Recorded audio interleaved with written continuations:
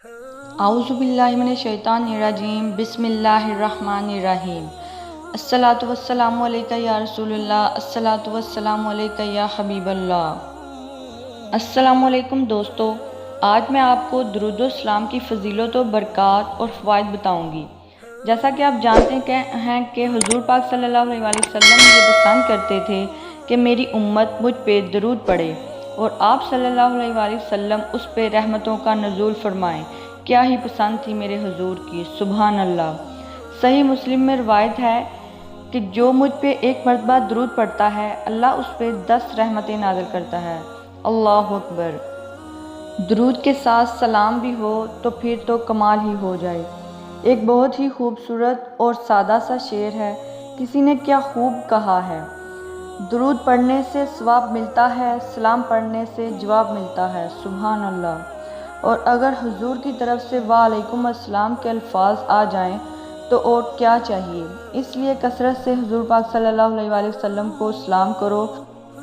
دوستو، بعض اوقات آپ گلی محلے سے بازار سے گزر رہے ہوں تو کوئی بچہ یا شخص بزرگ آپ کو روز سلام کرے تو آپ کے دل میں یہ سوال پیدا ہوتا ہے کہ یہ کون ہے، یہ کس کا بیٹا ہے، اور ایک دن آخرکار آپ پوچھ ہی لیتے ہیں کہ تم کس کے بیٹے ہو، اس کا تعارف آپ سے ہو ہی جاتا ہے۔ اسی طرح ایک دن حضور پاک صلی اللہ علیہ وسلم بھی پوچھیں گے کہ یہ کس کا بیٹا ہے جو روز مجھ پہ درود و سلام بھیجتا ہے، پھر حضور سے تعارف ہو جائے گا، اسی لیے حضور کو سلام کیا کرو۔ حضرت ابو درداء رضی اللہ تعالیٰ عنہ کہتے ہیں کہ میں حضور کی بارگاہ میں تھا جب انہوں نے فرمایا کہ جمعے کے دن کثرت سے مجھ پہ درود پڑھا کرو، تو میں نے عرض کی حضور جب آپ صلی اللہ علیہ وسلم وصال کر جائیں گے تب بھی یہ عمل جاری رکھوں؟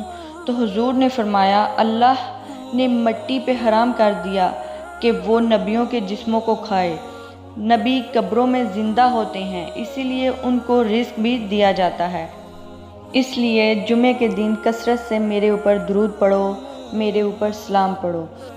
اور یہ بھی فرمایا کہ جو میرے اوپر درود پڑھنا بھول گیا وہ جنت کا راستہ بھول گیا۔ حضرت ابی بن کعب فرماتے ہیں کہ میں نے کہا حضور چوتھا حصہ آپ پہ درود پڑھوں گا اور باقی جو 3 حصے ہیں دیگر وظیفے کر لیا کروں گا، تو آقا کریم صلی اللہ علیہ وسلم نے فرمایا جیسے تمہاری مرضی، لیکن اگر درود کو بڑھا دو تو اچھا ہوتا۔ تو پھر انہوں نے کہا حضور میں آدھا وقت درود پڑھوں گا اور آدھا وقت دیگر وظیفے کروں گا۔ فرمایا جو تمہاری مرضی، لیکن درود کی مقدار بڑھ جائے تو اچھا ہے۔ تو حضرت ابی بن کعب کہنے لگے حضور میں پڑھوں گا ہی درود، میں سارا وقت ہی درود پڑھوں گا، سبحان اللہ۔ تو سنو میرے حضور نے کیا کہا، یہ ترمذی کی روایت ہے، حضور نے فرمایا تیرے سارے دکھ مٹ جائیں گے، سبحان اللہ۔ دوستو ویسے تو سارے دن اللہ کے بنائے ہوئے ہیں، لیکن جمعے کے دن کو بہت ہی افضل قرار دیا گیا ہے۔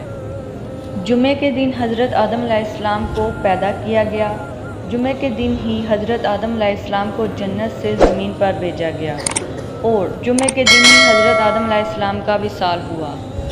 اور سب سے حسین بات جمعے کی یہ ہے کہ جمعے کے دن حضور پاک صلی اللہ علیہ وسلم خود اپنے کانوں سے درود پاک سنتے ہیں اور اس کا جواب دیتے ہیں، سبحان اللہ۔ عید الفطر اور عید الاضحیٰ سے بھی افضل دن جمعے کا ہے۔ اب درود پاک پڑھنے والی شہد کی مکھی کا واقعہ کچھ یوں ہے کہ حضور اکرم صلی اللہ علیہ وسلم ایک دن اسلامی لشکر کے ساتھ جہاد کے لیے تشریف لے جا رہے تھے۔ راستے میں ایک جگہ پڑاؤ کیا اور حکم دیا یہیں پر جو کچھ کھانا ہے کھا لو۔ تو صحابہ کرام کھانا کھانے لگے تو انہوں نے عرض کیا یا رسول اللہ صلی اللہ علیہ وسلم روٹی کے ساتھ سالن نہیں ہے۔ پھر صحابہ کرام نے دیکھا کہ ایک شہد کی مکھی ہے اور بڑے زور زور سے بن بنا رہی ہے، تو عرض کیا یا رسول اللہ صلی اللہ علیہ وسلم یہ مکھی کیوں شور کر رہی ہے؟ فرمایا یہ کہہ رہی ہے کہ مکھیاں بے قرار ہیں اس وجہ سے کہ صحابہ کرام کے پاس سالن نہیں ہے، حالانکہ قریب ہی غار میں ہم نے شہد کا چھتا بنایا ہوا ہے، وہ کون لائے گا کیونکہ ہم تو اسے لا نہیں سکتے۔ پھر آپ صلی اللہ علیہ وسلم نے فرمایا پیارے علی اس مکھی کے پیچھے پیچھے جاؤ اور شہد لاؤ۔ چنانچہ حضرت علی رضی اللہ تعالیٰ عنہ ایک پیالہ لے کر اس کے پیچھے چل پڑے۔ وہ مکھی اس غار میں پہنچی تو حضرت علی نے وہاں جا کے شہد صاف کر کے نچوڑ دیا اور دربار رسالت میں حاضر ہو گئے۔ سرکار دو عالم صلی اللہ علیہ وسلم نے وہ شہد تقسیم فرما دیا۔ جب صحابہ کرام کھانا کھانے لگے تو وہ مکھی پھر آ گئی اور بن بنانا شروع کر دیا۔ صحابہ کرام رضی اللہ تعالیٰ عنہ نے عرض کی، یا رسول اللہ صلی اللہ علیہ وسلم، مکھی پھر اسی طرح شور کر رہی ہے۔ تو فرمایا، میں نے اس سے ایک سوال کیا ہے اور یہ اس کا جواب دے رہی ہے۔ میں نے اس سے پوچھا کہ تمہاری خوراک کیا ہے؟ تو مکھی نے کہا کہ پہاڑوں اور بیابانوں میں جو پھول ہوتے ہیں وہی ہماری خوراک ہے۔ تو حضور پاک صلی اللہ علیہ وسلم نے فرمایا، وہ تو کڑوے بھی ہوتے ہیں، پھیکے بھی ہوتے ہیں اور بد مزہ بھی ہوتے ہیں، تو تیرے منہ میں جا کے نہایت شیریں اور صاف شہد کیسے بن جاتا ہے؟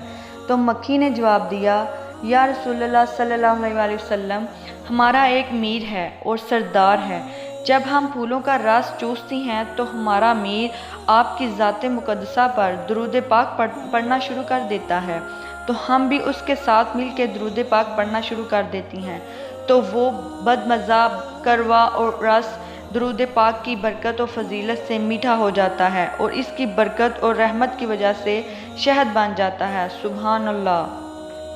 قرآن پاک میں ارشاد ہے کہ بے شک اللہ اور اس کے سب فرشتے حضور پاک صلی اللہ علیہ وسلم پہ درود و سلام بھیجتے ہیں، تو تم بھی محمد صلی اللہ علیہ وسلم پر درود بھیجا کرو اور خوب سلام بھیجا کرو۔ دوستو، جتنا ہو سکے حضور پاک صلی اللہ علیہ وسلم پر درود و سلام بھیجا کرو، کیونکہ یہ آخرت میں نجات کا ذریعہ ہے۔ بے شک